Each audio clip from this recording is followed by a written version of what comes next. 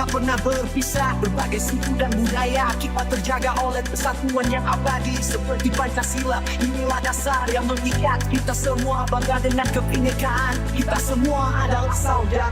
Kita Indonesia sesungguhnya, bersatulah Indonesia jadi juara. Kita Indonesia sesungguhnya.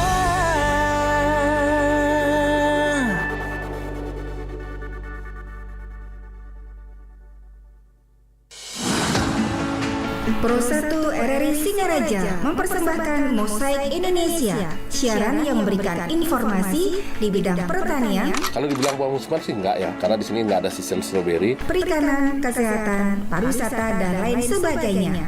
Jadi kalau kita bicara meningitis adalah suatu keadaan radang selaput otak. Mosaik Indonesia disiarkan setiap hari dari pukul 4 sampai dengan pukul 5 sore. Untuk siaran berjaringan setiap hari Kamis. Bagi Anda yang ingin diliput di acara Mosaik Indonesia, hubungi kami di 0362 24644 atau WA di 0811 399 9790. Hanya di Pro 1 RRI Singaraja. Kanal informasi dan inspirasi Pro 1.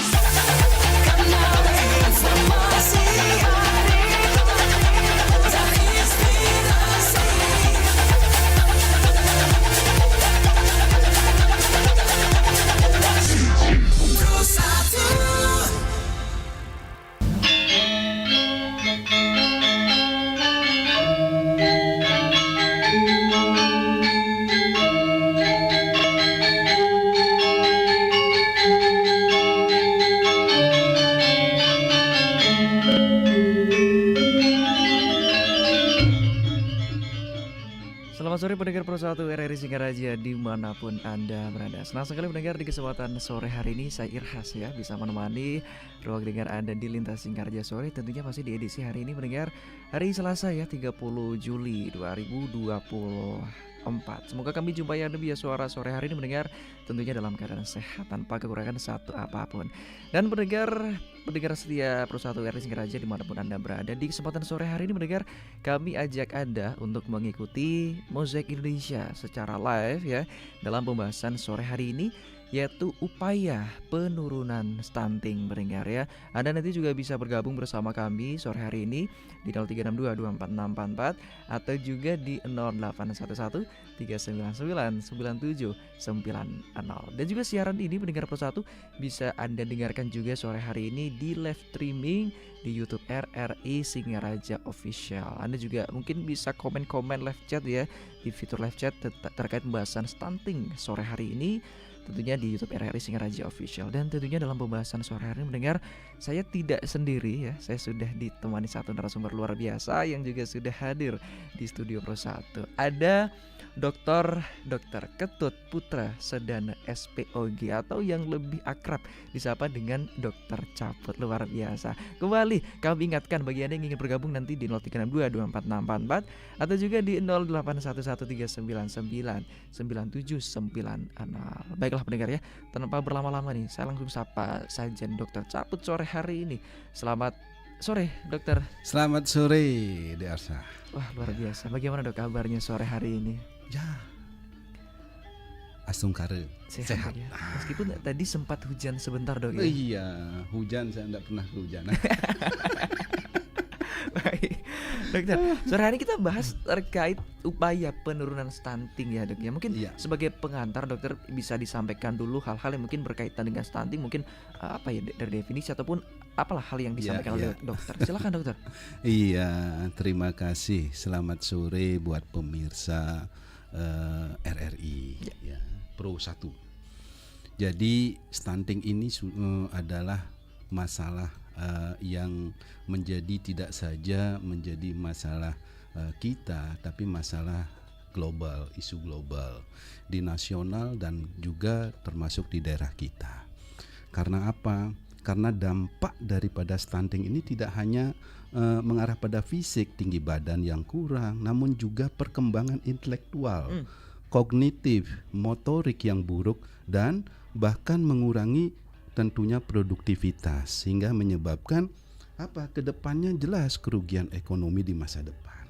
Dan seperti diketahui, stunting adalah merupakan gangguan pertumbuhan dan perkembangan anak akibat kekurangan gizi kronis dan infeksi berulang yang tentunya tandanya ditandai dengan panjang atau tinggi badan di bawah standar pada usianya itu.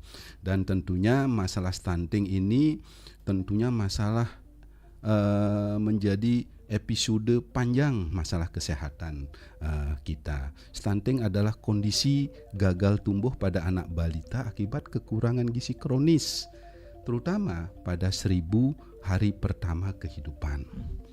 Anak dengan stunting biasanya ditandai dengan tinggi badan yang sangat pendek hingga melampaui dikatakan defisit 2 standar deviasi.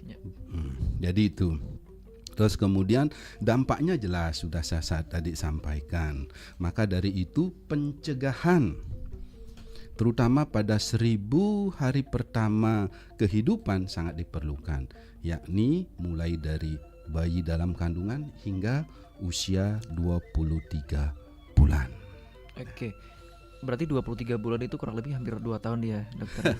Ya, jadi dari usia 0 sampai 20 tahun itu masa yang sangat krusial untuk pertumbuhan perkembangan dari seorang anak. Disitulah dia sebagai pondasi bagaimana ke depannya nanti.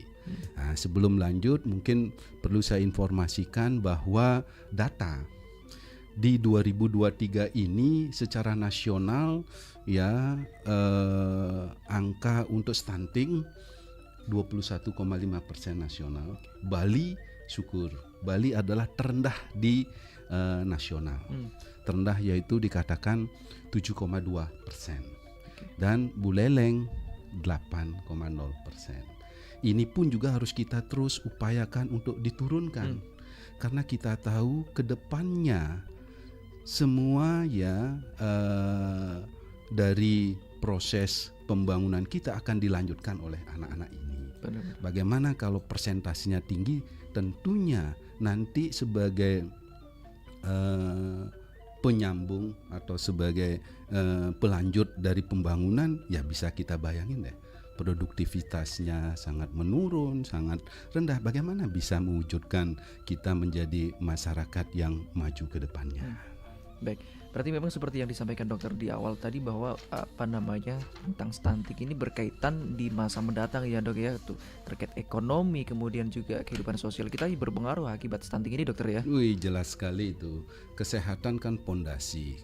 Kalau kita ambil secara keseluruhan ya, kalau sudah dasarnya tidak bagus, tidak baik, tidak sehat, bagaimana bisa mewujudkan sesuatu hal dalam pembangunan itu sendiri. Jelas ini menjadi masalah sehingga menjadi perhatian utama daripada pemerintah kita, termasuk juga di Buleleng ini. Jadi kalau kita lihat secara umum penyebab-penyebabnya itu tentunya kita lihat dari 3 sisi ya, jelas ya, faktor pendidikan itu sendiri, kemudian faktor gizi dan juga faktor lingkungan.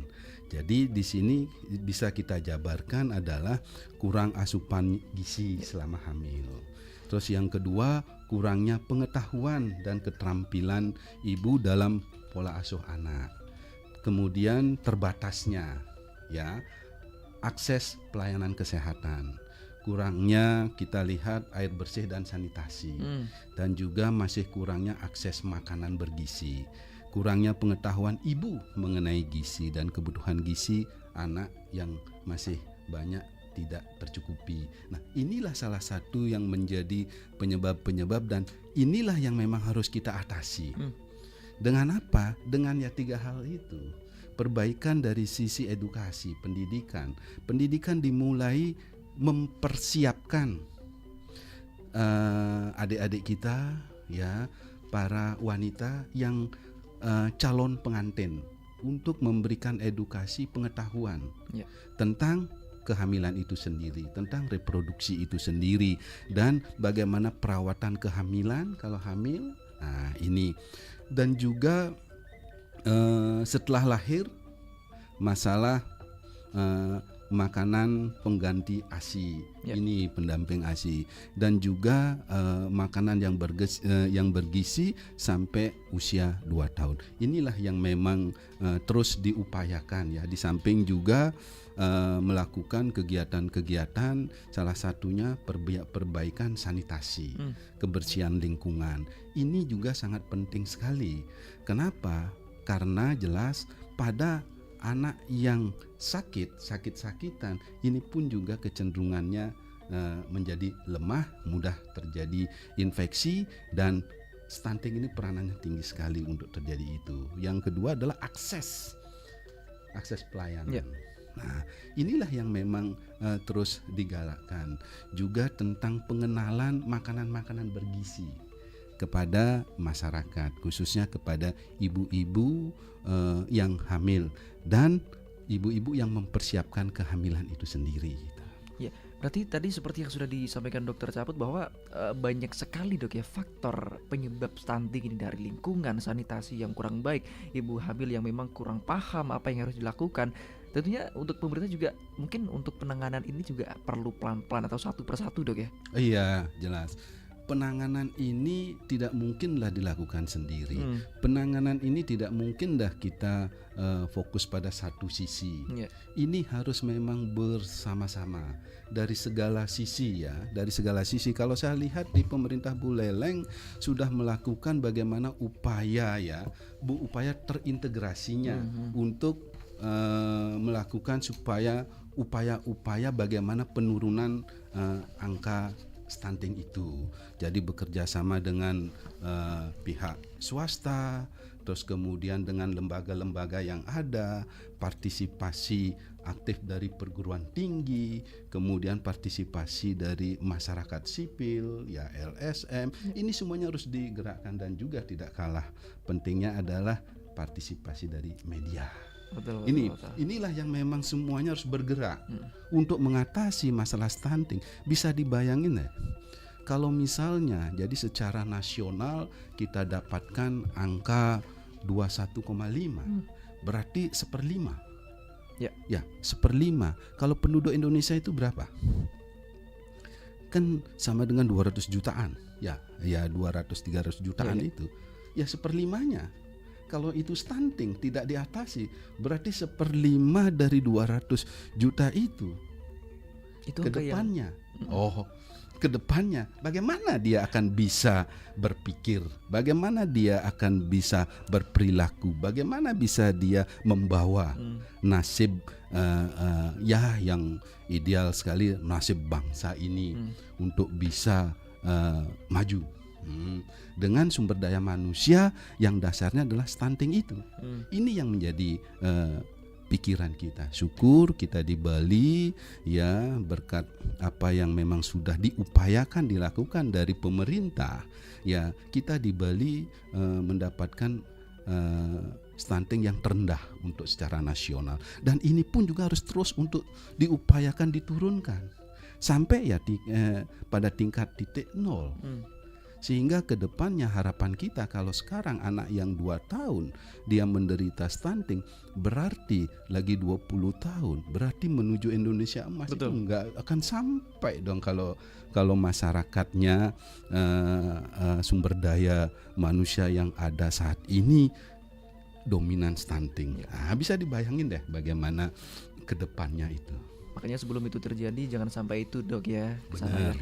Nah, Dok, terkait upaya nih penurunan stunting mungkin bisa ditambahkan juga nih terkait pencegahan mungkin yang bisa dilakukan oleh para calon orang tua nih, Dok, ataupun sebelum menjadi calon lah, apa yang harus dilakukan seperti di masa-masa yang memang remaja sudah mendekati masa-masa untuk menikah dan sebagainya, Dok. Nah, ini dah kita terus ya digalakkan ya dari pemerintah untuk melakukan pendekatan melalui sekolah-sekolah, memberikan mungkin ya kurikulum tambahan mengenai kesehatan reproduksi itu. Ini karena kuncinya adalah ketika mereka paham dulu, mengerti dulu. Kalau kita lihat bagaimana si stunting itu secara umum mungkin masih juga banyak orang yang tidak mengerti atau tidak paham. Ini harus terus dari sekolah-sekolah ini, terus kemudian dari kelompok muda-mudi ini pun juga harus terus dibekalin dengan kesehatan reproduksi ini, sehingga mereka tidak menyia-nyiakan kesehatannya ini, mulai menjaga ya bahwa ketika dia hamil mereka sudah mengerti apa yang harus dia lakukan, apa yang dia harus kerjakan, sehingga yang tumbuh yang berkembang di dalam sebagai penerus kita nanti betul-betul berkualitas. Ini yang harus ditanamkan. Nah, inilah yang salah satu faktor dari sisi pendidikan yang sangat penting sekali. Pendidikan ke ibu hamil pun juga ketika hamil ini pun juga ditanamkan. Karena jangan salah loh, bukan je masalah dia tidak memiliki atau tidak boleh dikatakan kesehatannya atau materi yang tidak miliki. Mereka memiliki tapi belum tentu anaknya itu tidak stunting. Ya, dia tapi tidak mengerti masalahnya. Tidak mengerti, terutama pada mereka usia muda. Ini dah yang kita sering tekankan juga pada saya ketemu sama pasien, saya tekankan sekali. Salah satunya ibu hamil. Ya, pertama ibu hamil dari kehamilan yang tidak diinginkan ini sering sekali melahirkan anak stunting. Apalagi kita lihat mereka yang menikah di usia muda. Ya, nah ini resiko stuntingnya tinggi sekali. Kurang paham, kesehatan reproduksinya belum dewasa lah boleh dikatakan. Pengetahuan tentang gizi masih lemah. Pengetahuan tentang perawatan kehamilan masih sangat kurang. Ini tentunya akan beresiko ketika hamil anaknya ini akan berdampak ke stunting. Ini perlu mendapatkan perhatian yang serius pada mereka calon-calon pengantin ini, pada muda-mudi saat ini. Ya kita tahulah dengan media yang begitu liberalnya, bebasnya ya, dan sering terjadi apa? Hamil tidak diinginkan. Inilah kita harus memang merubah dari hamil yang tidak diinginkan menjadi kehamilan yang diinginkan. Ya, dengan edukasi, pemahaman. Kalau sudah ibu yang dasarnya sangat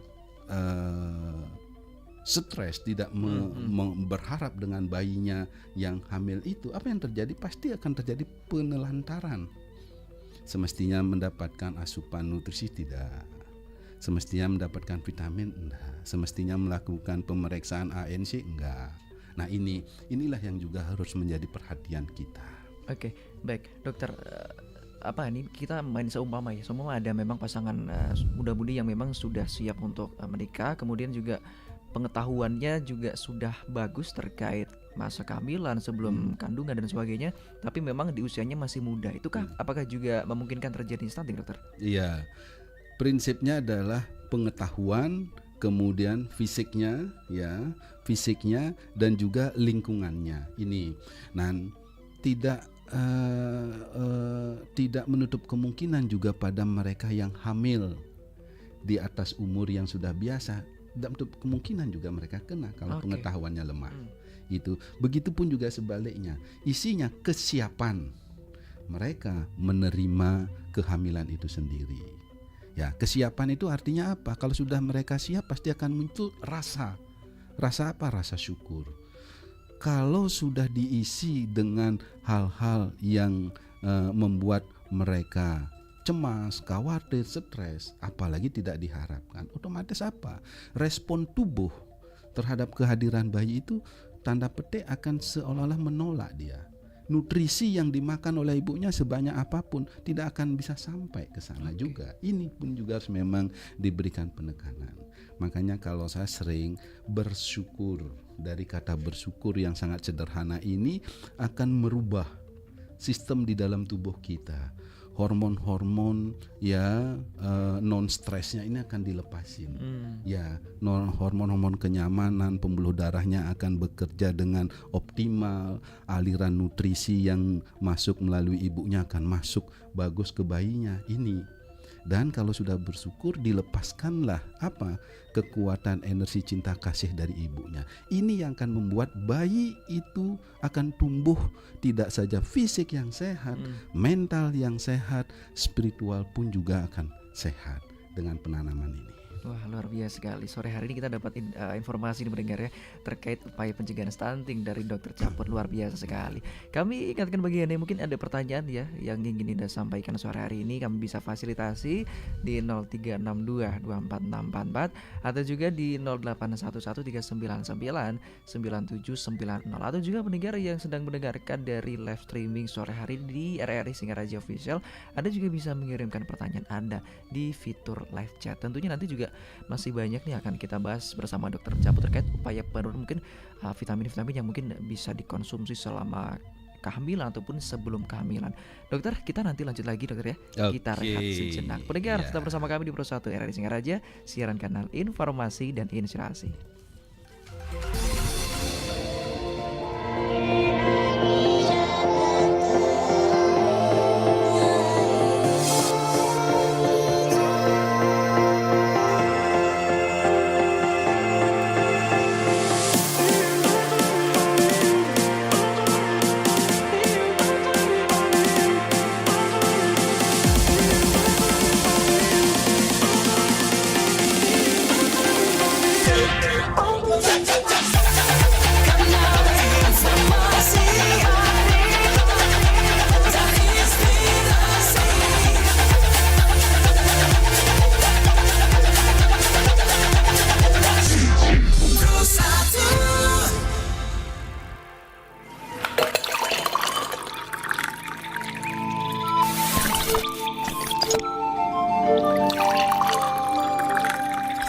Teh obeng, salah satu minuman yang sangat melegenda di kota Batam khususnya dan Kepulauan Riau pada umumnya. Teh obeng awal mulanya berasal dari masyarakat negeri tetangga Singapura atau dalam bahasa Mandarinnya yaitu Sinciapo.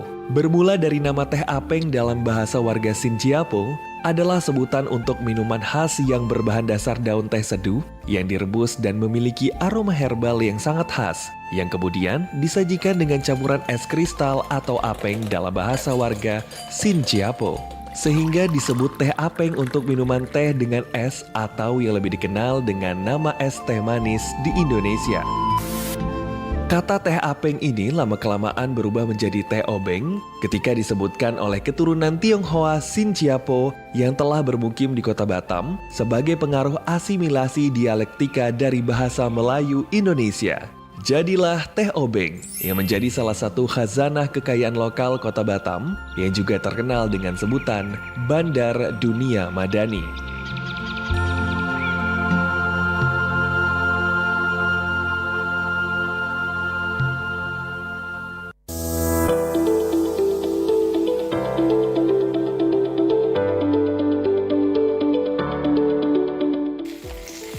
Putri, Ya, Bu. bagaimana persiapan pernikahan kamu? Sudah beres semua? Sudah dong, Bu. Putri bersama Beli Putu sudah mempersiapkan semuanya. Mulai dari undangan, pakaian, catering, dan gedungnya, Bu. Semua sudah siap. Yakin? Sudah semua, Put? Karena ada loh yang lebih penting, yaitu pencegahan stunting. Apa, Bu? Pencegahan stunting? Dilansir dari Kementerian Kesehatan, ada beberapa cara yang dapat dilakukan untuk mencegah stunting. Di antaranya, pemeriksaan kesehatan untuk calon pengantin, penuhi kebutuhan gizi ibu hamil, berikan ASI eksklusif sampai bayi usia 6 bulan, dampingi ASI dengan empati setelah bayi berusia 6 bulan, pantau tumbuh kembang anak dan rutin ke posyandu, lengkapi imunisasi anak, tetapkan perilaku hidup bersih dan sehat, konsumsi tablet tambah darah untuk ibu hamil dan remaja putri, dan perbaikan pola asuh. Mari cegah stunting demi generasi yang sehat dan berkualitas menuju Indonesia Emas 2045.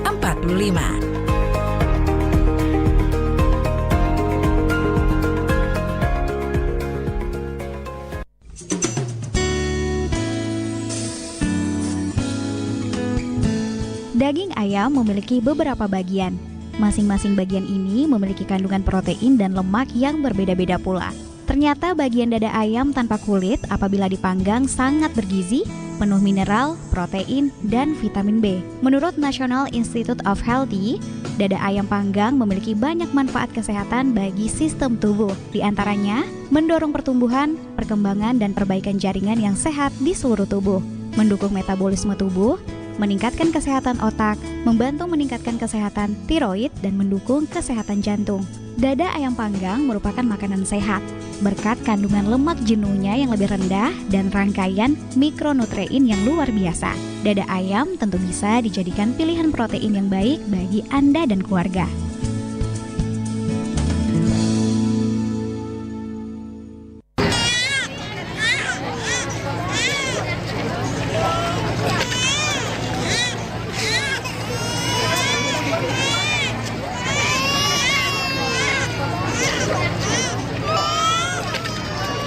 Ibu, ini anaknya 2 kali posyandu, berat badannya tidak naik. Sebaiknya waspada stunting ya, Bu. Lalu bagaimana, Dok? Apa yang harus saya lakukan? Anak saya harus makan apa? Vitaminnya? Bebas stunting anakku, ku perjuangkan sehatmu sebisanya ibu. Tenang ya, Bu. Stunting dapat kita cegah sejak dini. Ibu hanya perlu mengingat A, B, C, D, E. A. Aktif minum tablet tambah darah. B. Bumil teratur periksa kehamilan minimal 6 kali. C. Cukup konsumsi protein hewani. D. Datang ke posyandu tiap bulan. E. Eksklusif ASI 6 bulan. Selain itu, jangan lupa untuk selalu menerapkan perilaku hidup bersih dan sehat. Stunting dimulai dari ibu, doa kami di tubuhmu. Tumbuh bebas stunting anakku. Ingat, cegah stunting itu penting.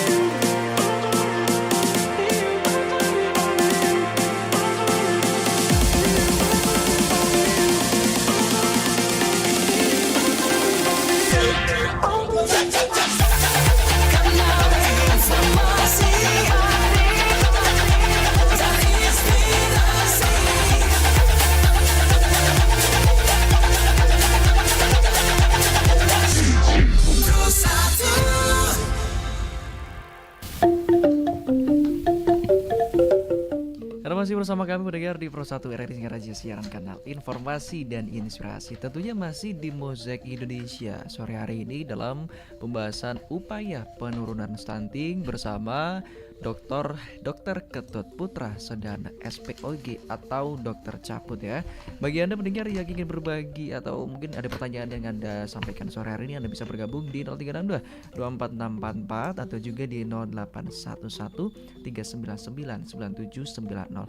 Dokter, sore hari ini kita ada pendengar nih. Kita sapa bersama ya. Selamat sore RRI.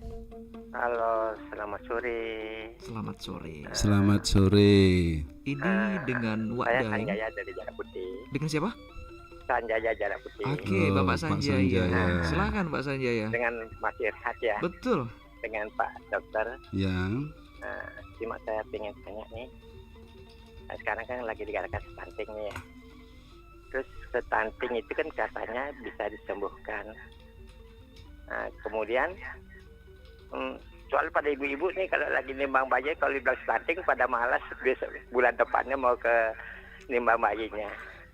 Itu Pak Dokter. Terus Iya. kalau saya cuma mau tanya, stunting ini kita bisa sembuhkan. Ciri-ciri yang kena stunting seperti apa? Terus kemudian stunting itu kan bisa disembuhkan. Ciri-cirinya kalau sudah sembuh itu seperti apa?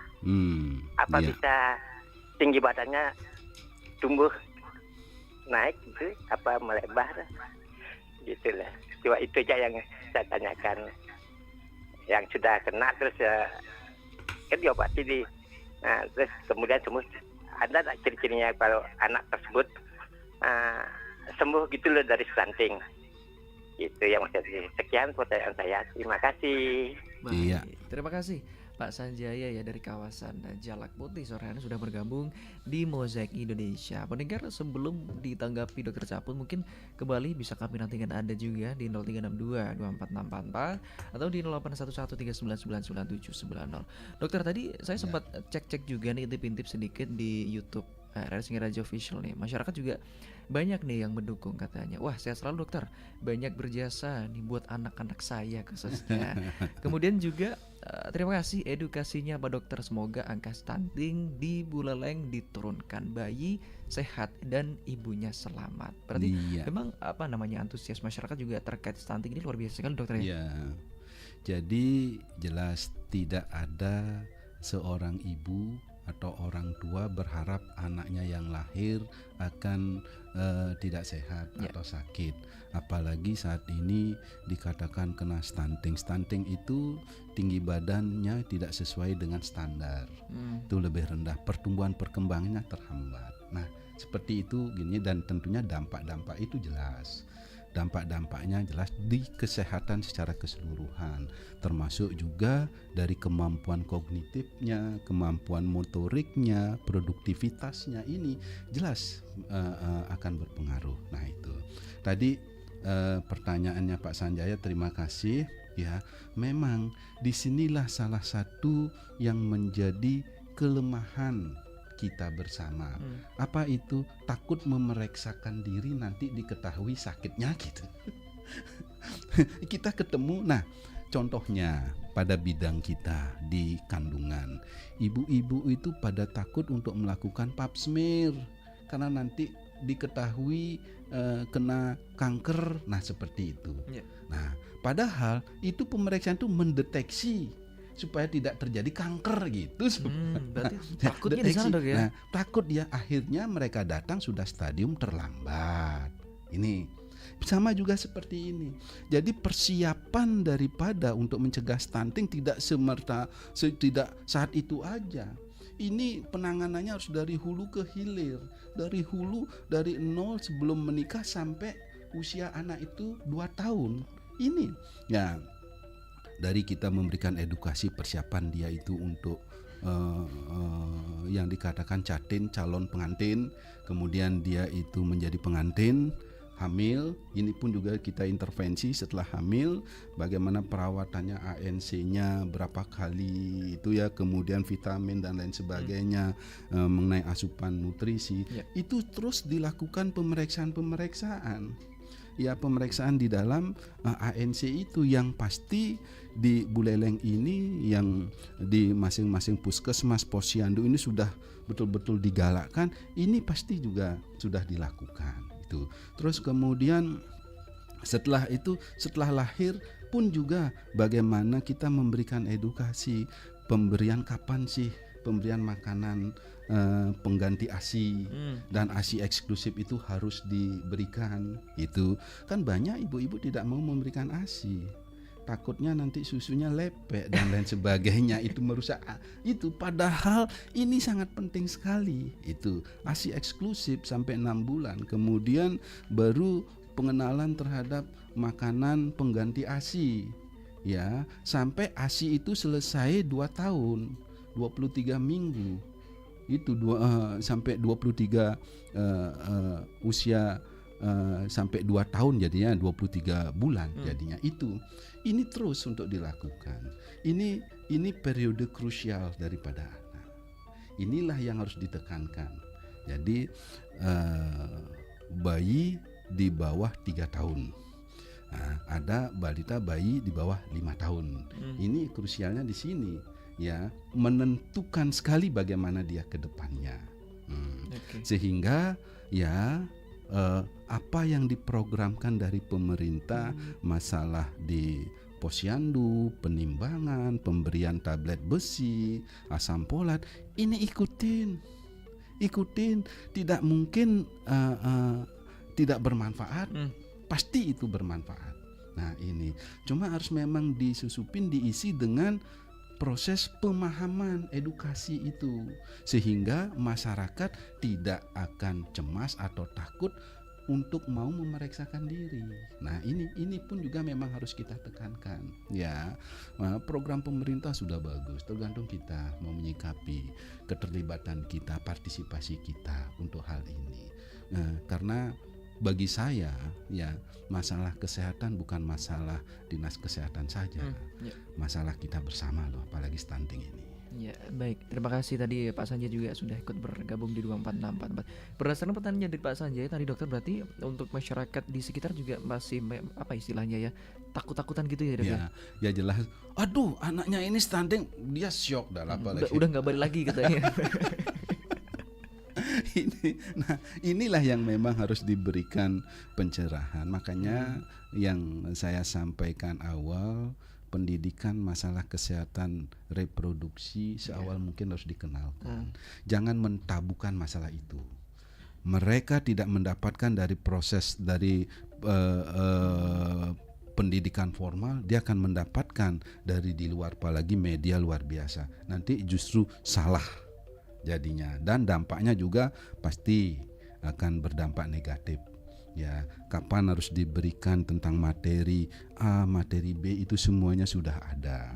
Nah, ini yang harus memang ditekankan sesuai dengan sekolahnya, tingkat sekolahnya.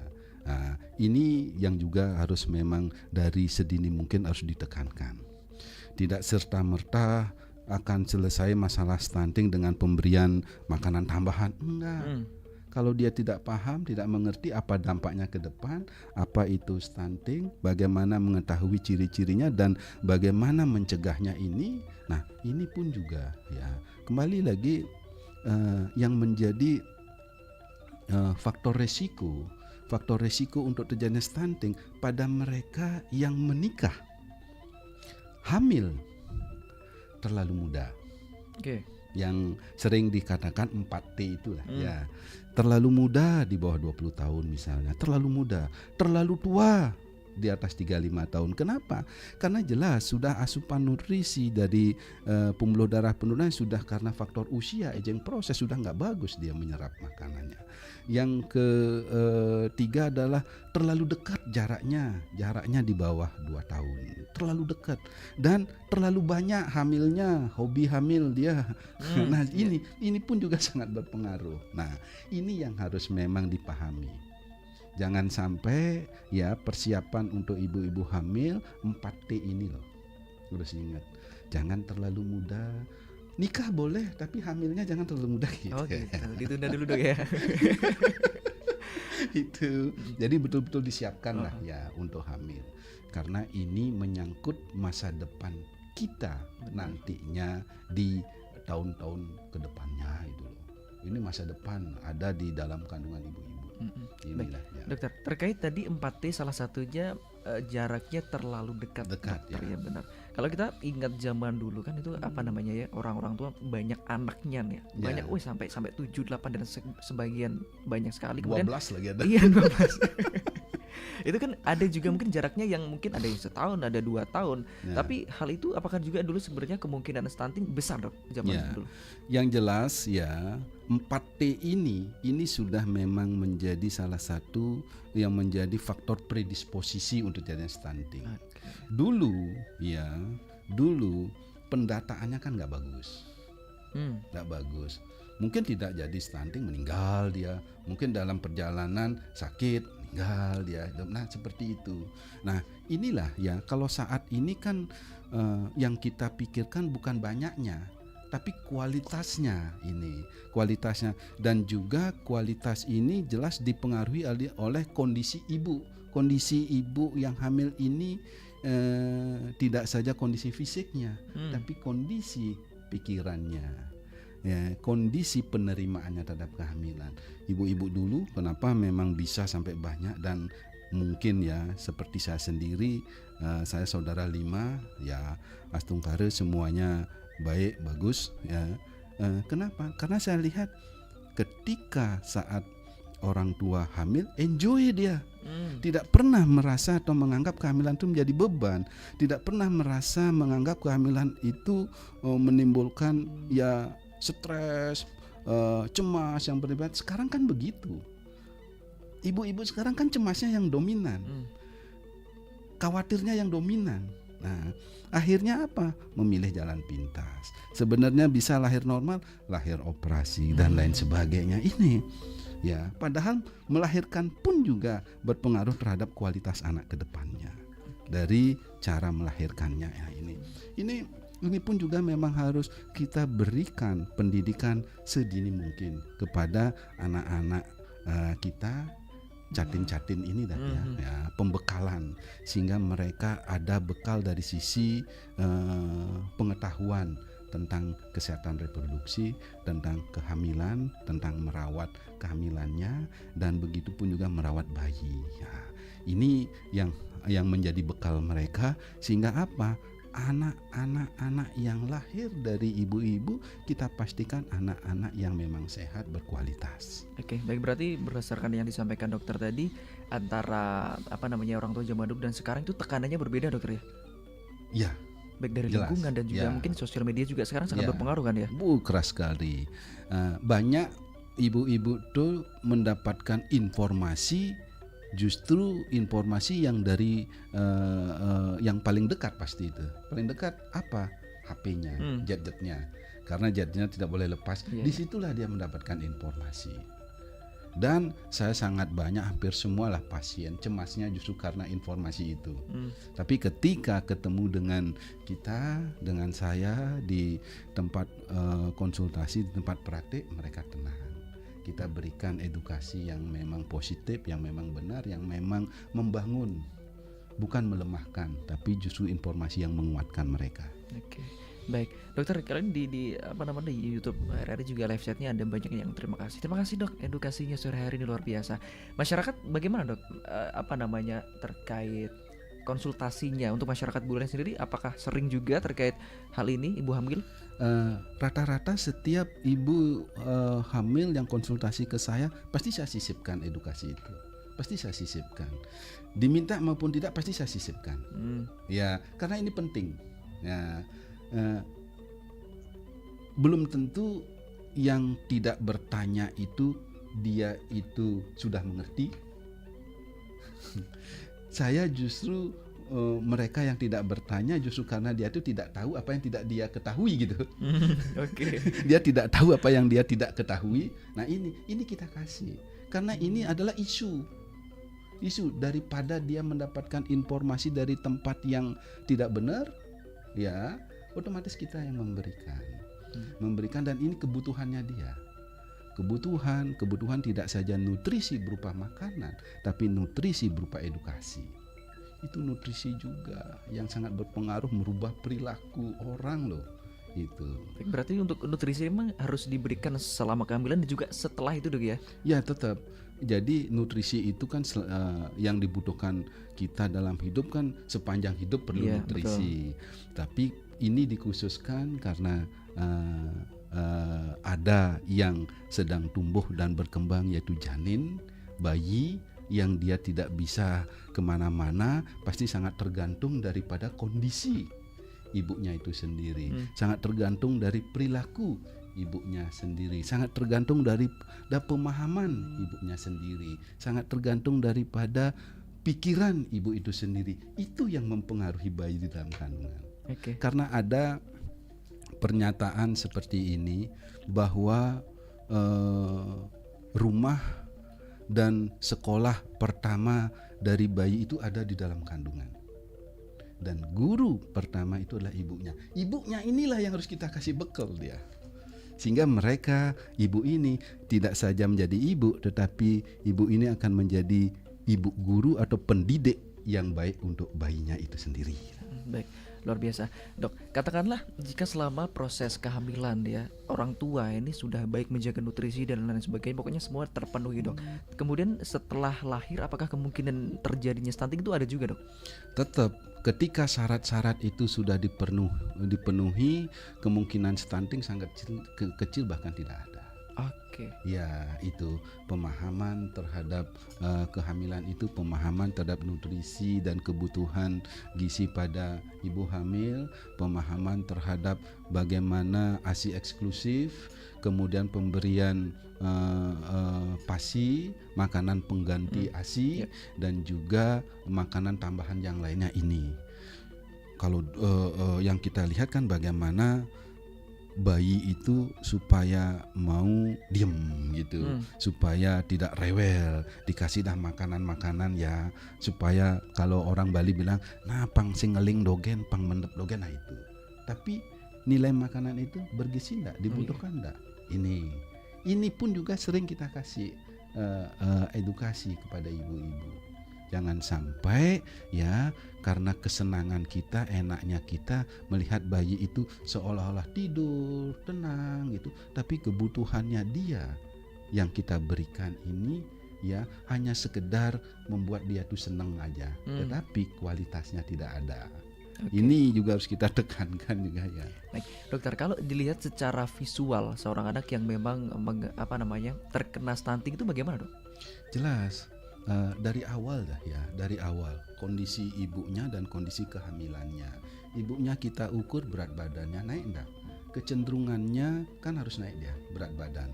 Berat badan ibu hamil dalam periode kehamilan naiknya itu antara 12 sampai 18 kilo loh. Normalnya gitu ya. Nah, kalau di bawah itu setiap bulan semestinya naik 1 kilo, ternyata ini kok enggak naik. Kita harus bertanya. Memang ada seperti kurva ya pada trimester pertama, karena memang pertama adalah pengaruh daripada mualnya yang berlebihan, cenderung sedikit menurun, tapi trimester kedua, trimester 3 pasti naik. Nah, seperti itu. Dan juga kita pun juga di samping berat dari ibunya, juga kita menilai tumbuh kembang dari anak melalui pemeriksaan baik itu manual maupun ultrasonografi. Ultrasonografi akan bisa melihat bagaimana kepalanya, bagaimana badannya, bagaimana struktur yang lainnya, sesuai enggak dengan umur kehamilan itu. Kalau tidak sesuai, nah itulah yang namanya pertumbuhan janin terhambat. Ini pun juga salah satu beresiko ke depannya menjadi stunting. Ini harus mendapatkan perhatian. Harus diberikan pemberian makanan tambahan ini, nutrisi itu. Nah, seperti itulah kita intervensi kita. Oke, kalau selama sudah lahir ya, Dok, anggap usia 3 tahun ke bawah lah, Dok, visualnya seperti apa mungkin anak yang terkena stunting itu, dokter? Kan ada berat badan yang normal. Berat badan yang normal lahir itu kan antara 2000, di atas 2.500 ya sampai 4 kilo lah ya. Kalau di atas itu sudah overweight. Di bawah ini jelas pertumbuhan biasanya berat bayi lahir rendah namanya istilahnya. Berat bayi lahir rendah di bawah 2,5 kilo pada mereka yang cukup bulan. Kalau yang prematur ya memang rendah. Jadi seusianya dia semestinya di atas 2,5 beratnya, tapi ini di bawah ini. Ini harus mendapatkan asupan nutrisi yang lebih, mendapatkan intervensi. Ya, kalau yang sudah normal ya tetap nutrisi biasa seperti yang memang sudah dilakukan. Tapi pada ini harus memang memberikan makanan tambahan. Nah, seperti itu. Jadi disitulah salah satu indikator-indikator kita melihat dari kondisi ibunya, misalnya ibunya malnutrisi, terlalu kurus dan lain sebagainya, punya penyakit kronis, ini pun juga berpengaruh sekali terhadap kondisi pertumbuhan, perkembangan, kesehatan janin dalam kandungan itu. Nah, lalu bagaimana mungkin jika dikaitkan dengan postur tubuh dari orang tuanya, Dok? Anggap saja orang tuanya memang posturnya nih agak-agak rendah nih, kemudian anaknya kan juga mengikuti nih. Itu apakah juga bisa tergolong usia segini ngikutin orang tuanya nih, tidak kena stunting ini, Dokter? Jadi orang pendek tidak selalu stunting gitu. Betul. Itu tidak selalu stunting. Jadi kemampuan kognitif, kemampuan motorik, kemampuan EQ kecerdasannya ini pun juga. Ini salah satu ya. Makanya sebenarnya kalau stunting pasti lemah di kognitifnya. Ya. Ini menjadi dan mudah dia sakit. Tapi kalau memang perawakannya kecil, tapi onderdilnya normal. Onderdilnya normal, mereka pinter, mereka jago ya. Tapi karena memang faktor genetik itu. Jadi jelas itu yang saya sampaikan, tidak semua orang yang kecil bahwa itu adalah stunting. Itu. Oke, kalau perbedaan stunting dengan gizi buruk bagaimana, Dokter? Gizi buruk dampaknya stunting loh. Oke. Itu. Ya gizi buruk ya jelas mereka gangguan atau kurang kalori, kurang energi yang kronis lama. Ya, lama. Ini menyebabkan ya gizinya buruk, berat badannya tidak sesuai, kemudian sakit-sakitan. Ini jelas ini. Ini kalau mereka hamil otomatis sangat beresiko, dan pada mereka ini harus kita tanggulangi dulu ibunya, baru diberikan hamil. Jangan pada mereka seperti itu diberikan hamil. Baik, luar biasa. Terima kasih, Dokter. Nah, Dokter, apa yang kalau di masyarakat Buleleng sendiri, Singaraja khususnya, apa yang biasanya dikonsultasikan oleh para ibu hamil, Dok? Kalau dikonsultasikan oleh ibu hamil ya segala sesuatunya yang menyangkut tentang kehamilan. Biasanya ibu itu pasti ya kepingin tahu apa kondisi bayi secara umum. Yang kedua adalah posisinya kayak bagaimana, air ketubannya kayak bagaimana, ari-ari kayak gimana. Dan yang paling sering adalah ini sudah pasti ditanyakan ini, Dok, jenis kelaminnya apa gitu. Padahal yang paling penting bukan jenis kelamin sebenarnya, kesehatannya. Ya, kesehatannya. Dan inilah yang memang kita juga lakukan, di samping juga untuk memberikan pemahaman kepada ibu itu bagaimana sih berperilaku sebagai ibu hamil. Tidak saja nutrisi yang baik, tapi perlakuan ibu itu, pikiran ibu terhadap kehamilan itu. Ini keras sekali pengaruhnya. Seperti yang tadi saya sampaikan, apa yang dipikirkan ibunya, apa yang dilakukan ibunya, apa yang diucapkan ibunya, direkam loh sama anak. Itulah yang akan menyebabkan bagaimana anak kita ke depannya. Sehingga anak kita sepertinya sama dengan orang tuanya. Padahal proses pendidikan itulah yang menyebabkan dia itu sama. Luar biasa. Kalau dari penyebab terjadinya stunting seperti yang dokter sampaikan tadi, banyak penyebab ya, sanitasi dan lain sebagainya lah itu. Kemudian yang tidak kalah perlu dibahas juga menurut saya peran ayahnya nih, Dok. Apa yang mungkin bisa dilakukan orang tuanya, laki-lakinya ini? Jadi pendamping ya. Pendamping, betul. Pendamping ini penting sekali. Karena dengan pendamping yang mampu memberikan rasa aman, yang mampu memberikan rasa nyaman, yang mampu memenuhi kebutuhan dari istri dan bayinya, tentunya berpengaruh sekali ini. Nah, kalau pendampingnya itu abai, pendampingnya tidak peduli, bisa dibayangin deh. Ibunya sudah stres, dia sudah dengan kehamilannya, tidak pernah pulang, misalnya suaminya pulang marah-marah, stres ibunya. Stres ini apa terjadi? Dampaknya ke bayi loh. Disinilah sering terjadi apa? Bayi lahir prematur, keguguran, ya, bayi lahir dengan berat badan rendah, dan inilah juga berdampak ke stunting itu sendiri. Itu. Berarti memang mungkin tidak menutup kemungkinan juga ada yang memang suaminya lagi dinas lah, jauh, Dok. Apa yang mungkin bisa dilakukan untuk mengatasi hal tersebut?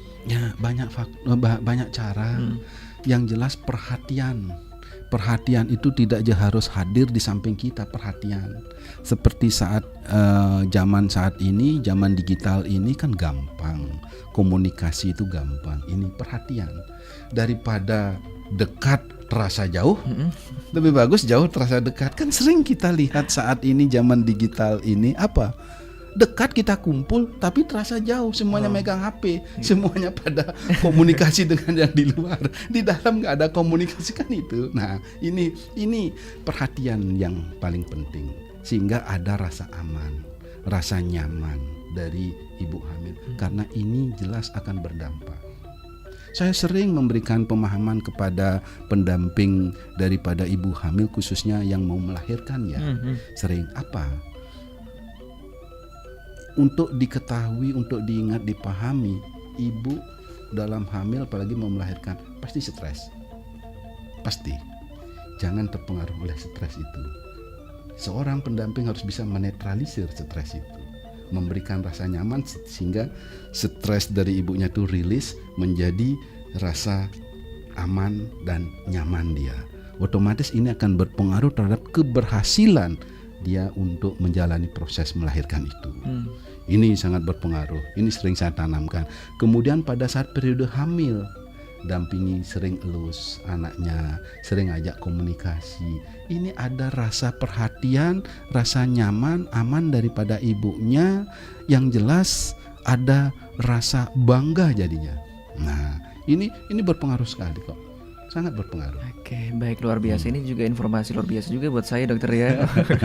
Dokter, saat lagi saya ingin minta closing statementnya ya, karena memang karena waktu kita semakin merapat ke pukul 17 waktu Indonesia Tengah sore hari ini. Pendengar tetap bersama kami akan kembali sesaat lagi.